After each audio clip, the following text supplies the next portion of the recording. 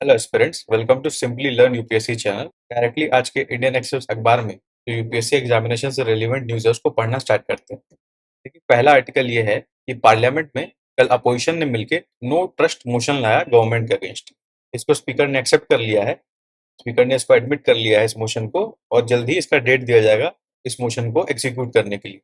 तो no confidence motion क्या होता है, इसका क्या इम्प्लीकेशन है गवर्नमेंट पे और पार्लियामेंट पे, ये अवेयरनेस आपको होना चाहिए। इंडियन पॉलिटी में बहुत इंपॉर्टेंट एस्पेक्ट है नो कॉन्फिडेंस मोशन। इसका प्रीलिम्स में स्टेटमेंट डेफिनेटली बन सकता है, और मेंस में इसको आप सेटल पॉइंट की तरह यूज कर सकते हो एज अ टूल जो लेजिस्लेचर यूज करता है एग्जीक्यूटिव को अकाउंटेबल रखने के लिए। अब प्राइम मिनिस्टर कल प्रगति मैदान में भारत मंडपम का इनॉग्रेशन कर रहे थे। ये मंडपम किस लिए यूज होगा? G20 समिट जब इंडिया में होगा तो इस मंडपम में होगा, इस हॉल में होगा। तो ये पूरा इसका इनॉग्रेशन किया गया, फाउंडेशन में इनॉग्रेशन किया गया। एग्जाम के लिए not as such important, but G20 के रेफरेंस में है तो भारत मंडपम के बारे में या फिर किस चीज से इंस्पायर्ड है उसके संबंधित आर्ट एंड कल्चर या हिस्ट्री के पॉइंट ऑफ व्यू से एक आध प्रीलिम्स में स्टेटमेंट बन सकता है। लोकसभा ने क्या किया, कल एक ऐसा बिल पास किया जिसमें क्या है, कुछ फॉरेस्ट लैंड जो है उसको स्ट्रेटेजिक नीड्स के लिए यूज किया जा सकता है।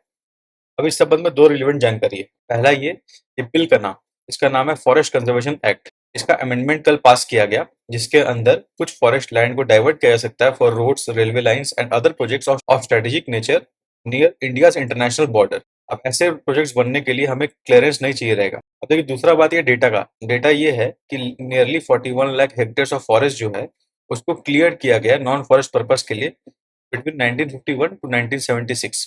उसके बाद 1980 में जब ये लॉ पास हुआ, उसके बाद 43 इयर्स में अप्रोक्सीमेटली 9.83 लाख हेक्टेयर्स वे डाइवर्टेड। इसका मतलब लॉ इफेक्टिव रहा।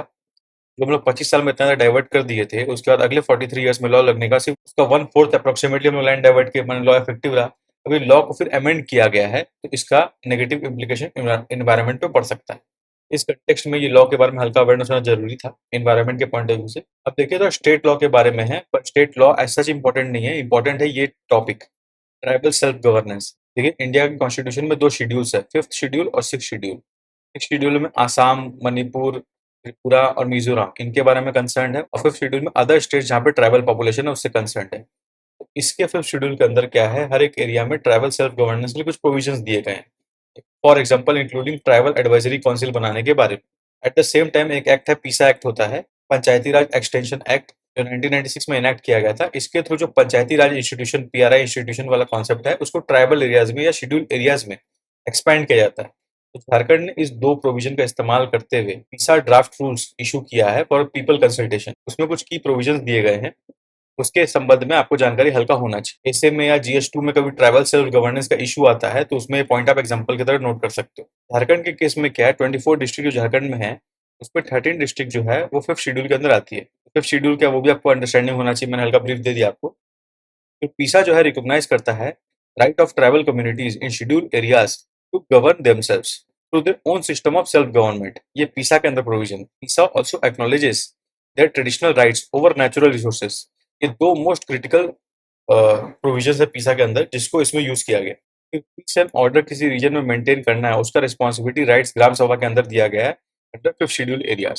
साथ ही साथ ग्राम सभा के अंदर काम करने वाले लोग मिनिमम 50% जो वुमेन होने चाहिए, और minimum 40% for the schedule type communities होनी चाहिए।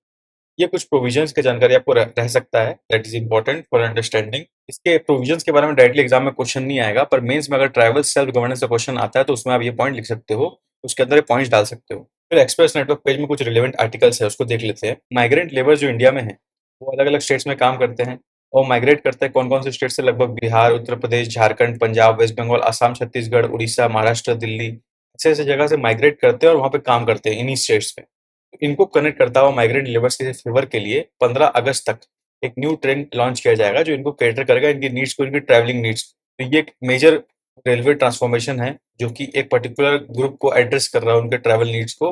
तो वेरी इंटरेस्टिंग इनिशिएटिव, इसके बारे में जानकारी रख सकते हो आप। अगर माइग्रेंट लेबर के बारे में क्वेश्चन आता है तो वहाँ पे सपोर्ट कर सकते हो, या रेलवे रिफॉर्म का बात होता है तो इसको सपोर्ट कर सकते हो आप। अब क्या है, देखिए दो बात है इस आर्टिकल के अंदर, दो बात है जो हम डिस्कस करने वाले हैं। पहला ये, FCI के पास जो राइस का स्टॉक है वो एक्स्ट्रा है कि नहीं है, तो क्या किया जाए, उसका वो प्रॉब्लम वाला बात है। और सेकंड, इंडिया जो है एथनॉल ब्लेंडिंग की तरफ मूव कर रहा है। तो अब स्टेट्स को, अब गवर्नमेंट ने क्या किया है, जो FCI का राइस है, पहले स्टेट्स उसको बाई करते थे अपने एडिशनल सप्लाई के लिए, अब उसको गवर्नमेंट ने बैन कर दिया या रोक दिया एक तरह से। और बोला है कि इसका सप्लाई एथेनॉल की तरफ जाएगा और उसको बढ़ा दिया गया है।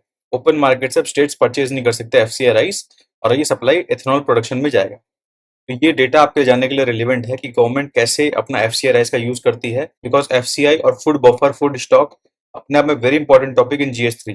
फिर एथेनॉल प्रोडक्शन जो है इन्वायरमेंट के पॉइंट ऑफ व्यू से वेरी रेलिवेंट, ठीक है ना। तो दोनों के कन्वर्जेंस का टॉपिक है। इसमें बस ये बेसिक सेंस होना चाहिए आपको जो मैंने हेडिंग बताया। फिर कुछ डेटा आप चाहो तो पढ़ सकते हो कि 206% इंक्रीज हुआ है राइस का डाइवर्शन में। ये अपने आर्ग्यूमेंट को प्रूव करने के लिए आप यूज कर सकते हो। फिर राइस से संबंधित और एक आर्टिकल ये है कि आईएमएफ जो है इंटरनेशनल मॉनेटरी फंड, उसने इंडियन गवर्नमेंट को रिकमेंड किया या इनकरेज किया है कि जो इंडियन गवर्नमेंट राइस के एक्सपोर्ट पर रिस्ट्रिक्शंस लगाई है, specially non basmati white rice, उसको हटा दिया जाए। तो इसकी वजह से कहीं ना कहीं इम्पैक्ट पड़ा ग्लोबल इन्फ्लेशन पे। That's it, this was the today's newspaper. आज के न्यूज़पेपर में यही सब जानकारी रिलेवेंट थी एग्जाम के पॉइंट ऑफ व्यू से। आई होप आपको इनिशिएटिव अच्छा लगा। If you like the initiative then channel को लाइक करें, सब्सक्राइब करें। Best wishes for the examination.